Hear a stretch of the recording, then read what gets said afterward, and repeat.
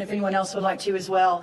When you look at the chart, which is behind our, by the way, our new Deputy Secretary Stephen Baden started yesterday from the great state of Tennessee, Governor Lee.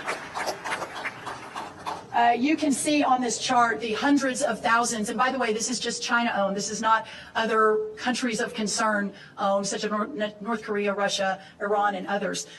You can see that a lot of those, the red blocks, are actual military bases. And ultimately, when we're talking about national security, that is, I think, the #1 concern, certainly, of this administration is what's happening there as we're looking at the threats that this country is facing, but specifically through agriculture is really, really important. Peter, I don't know if you want to add to that. And thanks for asking that question. If you look at the gradations of threat, that's the most obvious. I mean, how did we let that happen? How did we let that happen? And Siphius, Greek word, I think, for like doing nothing, right? But not during the Trump administration. And I can tell you, if nothing else happened today, having Brooke Rollins on that board, give her a hand. That's a big deal. But if you look at the concept here of unrestricted warfare that I talked a little about earlier, it's not just the idea that you can surveil troop movements, flights, all the things you would worry about just from a pure national security view. But you remember when they arrested the Chinese spies on the Iowa farmland? Y'all remember that?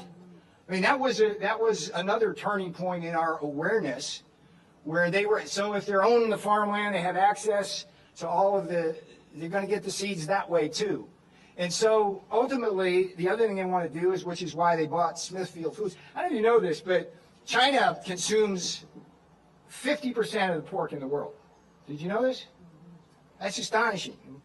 I think we got the corner on Kentucky Fried Chicken, but they cornered the pork. So when they acquire Smithfield Foods and the entire pork chain, it's like that becomes a weapon in and of itself. So the more land they acquire here, the more control they have.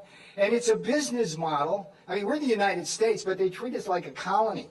They do the same damn thing down in Zambia with tobacco and around all of Africa. They buy land, they bring in Chinese workers to work the land, and then they ship the food back to China, and the people around starve or pay higher prices. So when you ask us, what's this about? It's about everything. Food security is now